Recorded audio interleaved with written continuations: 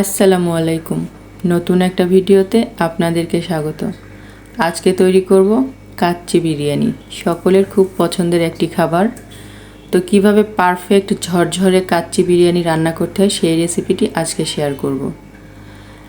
মাংসগুলো একদম হবে সফট, হাত দিলেই মনে হয় খুলে আসবে। তো এই রেসিপিটি কিভাবে তৈরি করলাম চলুন দেখে নেওয়া যাক।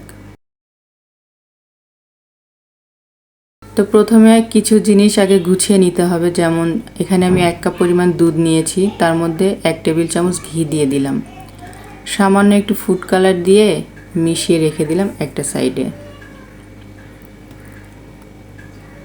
এরপর এখানে আমি ইনস্ট্যান্ট মাওয়া তৈরি করে নিব। 1/2 কাপ গুঁড়ো দুধ নিয়েছি, তার মধ্যে 1 টেবিল চামচ ঘি দিয়ে দিলাম, দিয়ে মাওয়া তৈরি করে নিলাম। এটাও কিন্তু খেতে অনেক মজা হয়।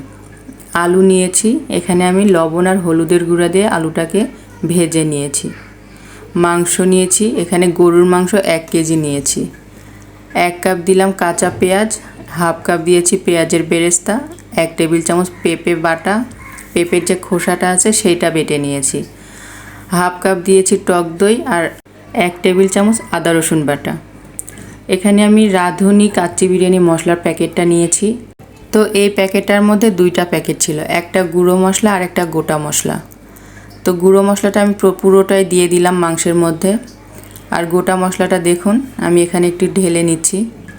সবগুলো মশলাই কিন্তু আমি মাংসের মধ্যে দিব না, এই জাস্ট এইটুকু মশলাই দিয়ে দিলাম। আর শাহি জিরা আর বাদবাকি যা মশলা আছে এগুলো আমরা রাইসে দিব। তো এখন আমি বেরেস্তা ভাজার তেলটাই দিয়ে দিলাম, দিয়ে খুব ভালো করে হাতের সাহায্যে এগুলোকে মাখিয়ে নিচ্ছি। অবশ্যই হাত দিয়ে মাখানোর চেষ্টা করবেন। স্বাদ মতো লবণ দিয়ে দিলাম, দিয়ে আবারও ভালো করে মাখিয়ে নিয়ে এটাকে আমি রেস্টে রেখে দিলাম। 2-3 ঘন্টা রেস্টে দিলে বেশি ভালো হয়। তো আমার হাতে তেমন সময় ছিল না, আমি আধা ঘন্টার মতো রেস্টে রেখেছি। চালটা সেদ্ধ হতে যত সময় লাগে আর কি। পানি দিয়ে দিয়েছি, প্যাকেটের যে গোটা মশলা রেখেছিলাম সেটা দিয়ে দিলাম। 2 টেবিল চামচের মতো আমি লবণ দিয়েছি। লবণটা কিন্তু একটু বেশিই দিতে হবে যেন পানিটা খুব নোনতা হয়।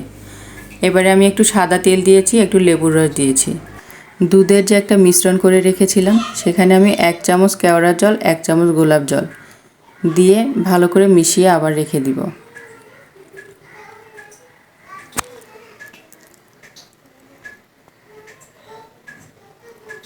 মেশানো হয়ে গিয়েছে। এবারে মাংসের মধ্যে আমি ইনস্ট্যান্ট যে মাওয়াটা তৈরি করে রেখেছিলাম সেইটা দিয়ে দিলাম, পেঁয়াজের বেরেস্তা দিয়ে দিলাম,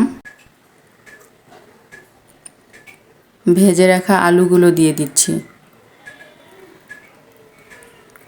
1 মুঠো কিশমিশ দিয়ে দিলাম। চাইলে আলু বোখরা দিতে পারেন, কাঠবাদাম, যে কোনো বাদাম দিতে পারেন। 4-5টা কাঁচামরিচ দিয়ে দিলাম। এখানে আমি 1/2 কেজির একটু বেশি চাল নিয়েছি, এখানে চিনি গুঁড়া পোলাওয়ের চাল নিয়েছি। এটাকে আমি আধা ঘন্টা আগে ভিজিয়ে রেখেছিলাম ভালো করে ধুয়ে। পানিটা ফুটে এসেছে, এর মধ্যে আমি দিয়ে দিব। তো 1 কেজি মাংসের জন্য 1/2 কেজি চালটা হচ্ছে পারফেক্ট মাপ। তবে 1 কেজি মাংসের সঙ্গে 1/2 কেজি থেকে একটু বেশি চাল দেওয়া যেতে পারে, এতে কোনো সমস্যা হয় না। তো এখানে আমি চালটাকে প্রায় 50% যখন সিদ্ধ হয়ে আসবে তখন আমি কিছুটা চাল উঠিয়ে মাংসের প্রথম লেয়ারে দিয়ে দিব। এতে করে প্রথম চালটা ওভারকুক হয়ে যাবে না। তো এই তো আমি দিয়ে দিচ্ছি, দেখতে পাচ্ছেন।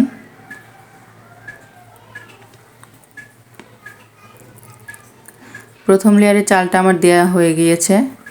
এবার আমি সেকেন্ড লেয়ারে আরও 2 মিনিট বয়েল করে নিয়েছি, দেখতেই পাচ্ছেন এটা 80% সেদ্ধ হয়ে গিয়েছে।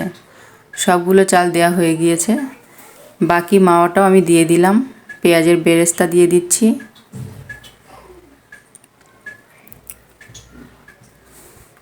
এরপরে যে দুধটা রেডি করে রেখেছিলাম সেটা আমি অল্প অল্প করে দিয়ে দিব।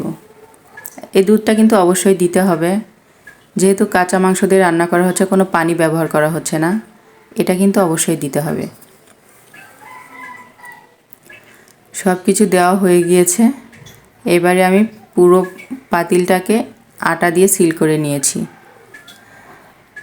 ঢাকনার যে একটা ছিদ্র আছে সেটাও আমি আটা দিয়ে বন্ধ করে দিলাম। এবারে আমি একটা ফ্রাই প্যান বসিয়ে দিয়েছি, তার উপর আমি পাতিলটা দিয়েছি, সরাসরি দিয়েছি, আপনারা চাইলে পরেও দিতে পারেন। তো প্রথমে আমি হাই ফ্লেমে রেখে 5 মিনিট জাল করে নিব।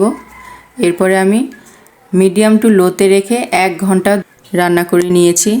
তো এই তো আমার বিরিয়ানি কিন্তু একেবারে রেডি হয়ে গিয়েছে। আমি রান্নার পরেও আরও আধা ঘন্টার মতো আমি দমে রেখে দিয়েছিলাম চুলা বন্ধ করে।